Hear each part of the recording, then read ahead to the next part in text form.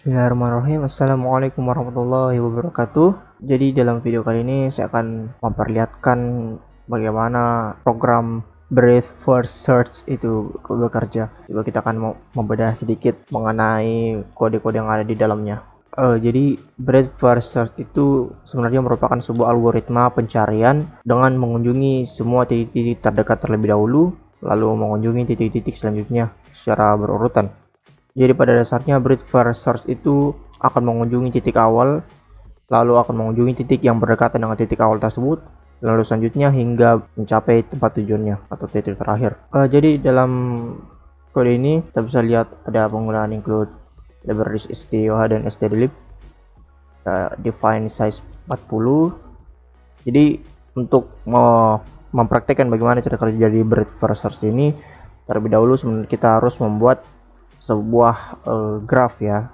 Graf itu terdiri dari simpul dan sisi, dan juga kita akan membuat antrian nanti.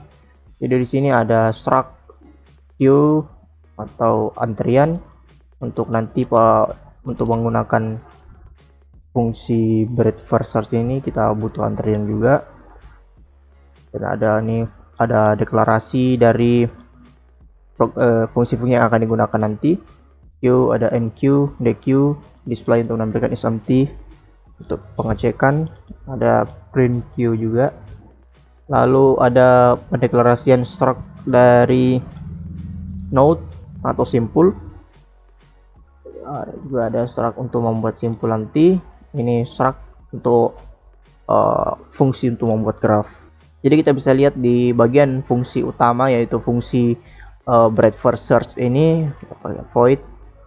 Ada pendeklarasian untuk kita akan membuat sebuah antrian juga, dan sebelumnya tentu telah dibuat graph pada fungsi yang lain. Coba kita cari fungsi, karena tadi sudah ada membuat wadah untuk pendeklarasian struct simpul dan juga struct graph. Kita akan mencari fungsinya. Ya ini ya, jadi kedua source code ini sama ya, cuma saya pisah. Kita bisa lihat di sini ada fungsi struct graph. Ini untuk membuat graph ya, agar kita bisa melihat bagaimana cara kerja dari source code Breadth First Search ini. Ini adalah struct untuk membuat sebuah graph. Nah, lalu menyimpan graphnya. Lalu tentu ketika graph sudah terbuat, maka akan membuat sebuah simpul ya. Sebuah simpul di sini. Di mana kita bisa lihat di bagian ini semua. Kita lihat dulu semua fungsi-fungsi yang ada buat simpul, graph, ada menambahkan sisi, membuat antrian dan pengecekan, ada penambahan elemen ke antrian, ada pencetakan, dan ini fungsi utama. Kita bisa lihat fungsi utama di sini untuk pendeklarasian, dan juga ketika kita sudah tadi membuat graph, kita harus membuat sebuah simpul dan sisi, dan ini untuk membuat sisi at edge.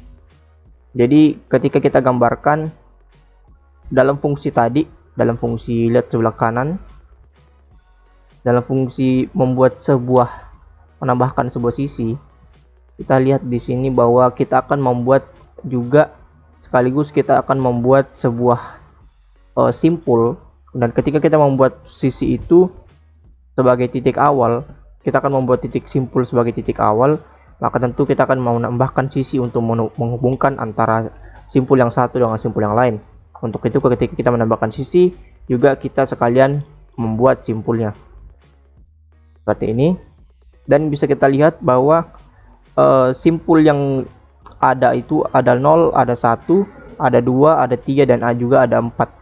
Jadi ada 4 simpul yang akan kita buat, yang akan kita hubungkan dengan sisi ini.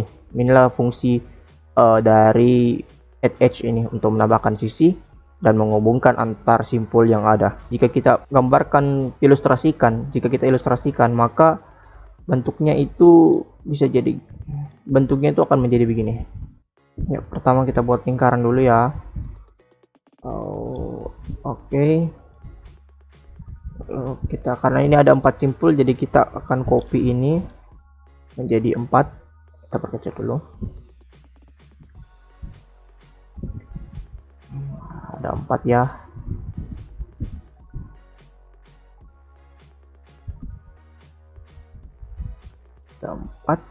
Ada 4 dengan 1 titik.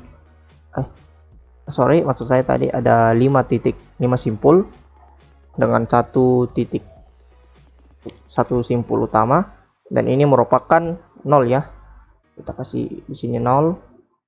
Ini 1, ini 2, ini 3, ini 4. Jadi pada fungsi edge ini kita lihat bahwa kita akan membuat simpul, kita akan menambahkan sisi di antara 0 dan 1. Jadi maksud dari ini adalah kita akan menambahkan sisi dalam graf dengan titik simpulnya menghubungkan antara simpul awal 0 dengan 1. Jadi ini dihubungkan sesuai dengan apa yang diminta. Fungsi edge kedua 0 dengan 2 kita hubungkan, 1 dengan 2, 1 dan 3, 1 dan 4, 2 dan 4, dan 3 dan 4. Beginilah bentuk dari graf yang akan kita praktekkan. Ya, kita kembali ketika graf yang berisi simpul dan sisi itu telah jadi, maka kita kembali ke fungsi dari BFS itu sendiri. Kita lihat bahwa kita tentu seperti yang saya bilang sebelumnya bahwa kita akan membuat antrian. Jadi fungsi BFS ini itu kita akan memasukkan angka titik awal ke dalam antrian. Antrian itu untuk kita akan mengunjungi semua titik, dan terlebih dahulu semua titik yang akan dikunjungi itu terlebih dahulu akan masuk ke dalam antrian. Dan dalam hal ini kita lihat dulu ada pendeklarasian untuk membuat fungsi untuk membuat antrian. Jadi antrian sudah terbentuk. Jadi jika diilustrasikan maka antrian itu akan bisa diilustrasikan sebagai sebuah kotak, mana kita akan menuliskan ini bahwa ini merupakan sebuah antrian.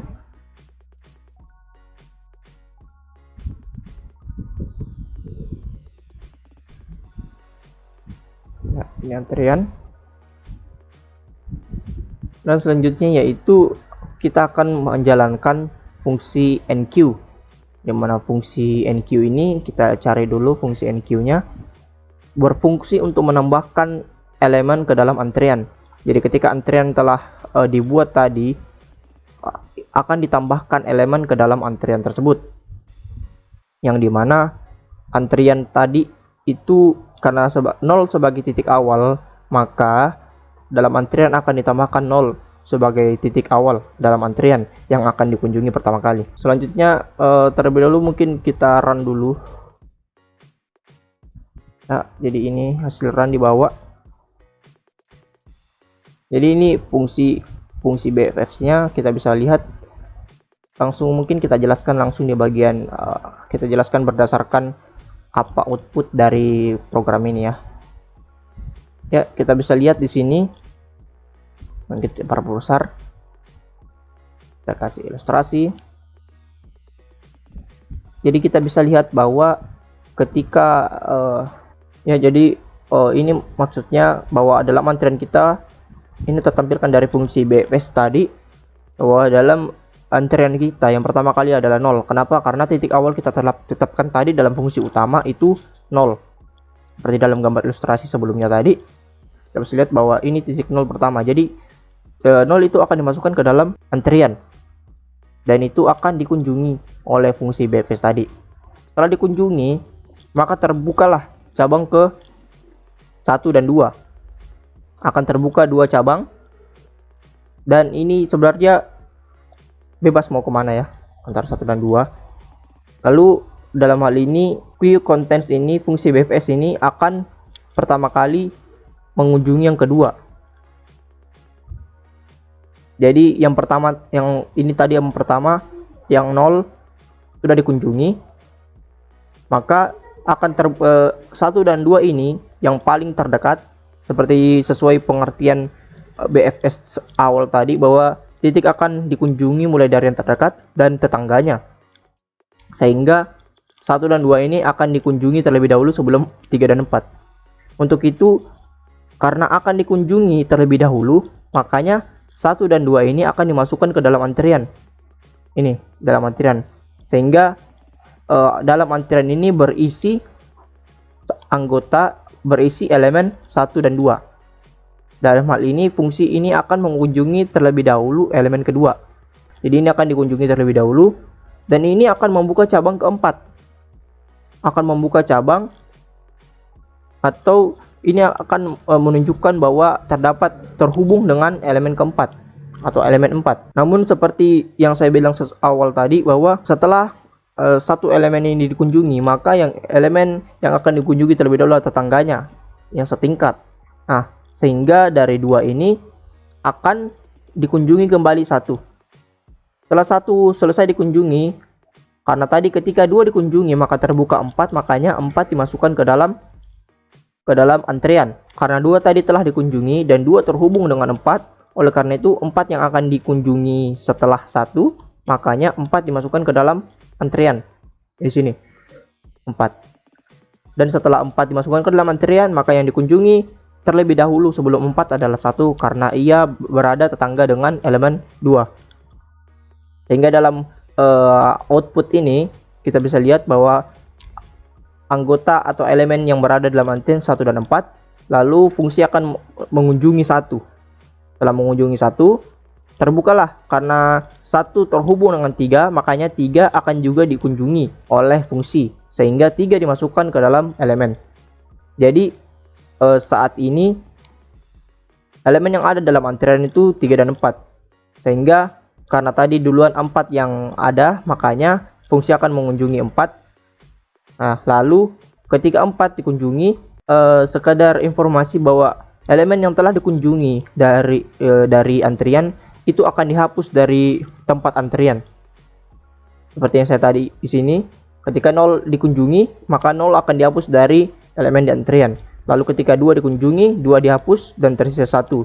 1 dikunjungi, maka 1 juga terhapus dari antrian karena telah dikunjungi. Dia akan masuk ke dalam memori bagian untuk tempat yang telah dikunjungi, begitu. Lalu 4 dan 3 dikunjungi elemen 4, sehingga 4 hilang, tersisa 3. Fungsi BFS ini akan berhenti ketika sudah tidak ada lagi elemen atau titik atau simpul yang berada di antrian. Sehingga pada bagian terakhir di sini, karena hanya 3 yang belum dikunjungi, ketika dia dikunjungi maka habis, sudah tidak ada lagi yang terhubung karena semua sudah dikunjungi, sehingga akan dilakukan reset pada pengaturan ulang pada antrian ini. Karena 3 telah dikunjungi, maka sudah habis, berakhir fungsi dari BFS ini. Jadi beginilah jika kita melihat juga menyamakannya. Di sini ada while untuk pengecekan apakah antrian ini kosong atau tidak, dan ternyata tidak kosong karena sudah ada 0 sebelumnya. Jika kita kembali ke penjelasan menyesuaikan dengan kode yang ada di sini, ini print ke queue untuk mencetak ini kalimat queue contents. Lalu menjalankan while, ada menjalankan pengecekan setiap sisi atau setiap simpul yang telah ditambahkan di sini. Jadi begitulah simpelnya cara bagaimana BFS itu bekerja untuk menemukan jalan, yaitu dengan mengunjungi semua titik-titik yang ada secara berurutan, namun dimulai dengan titik awal, lalu titik terdekatnya, lalu tetangga dari titik terdekat itu, lalu selanjutnya hingga bertemu dengan tujuannya. Jadi begitulah fungsi dari BFS. Saya kira cukup apa yang bisa saya sampaikan, kurang lebihnya mohon dimaafkan.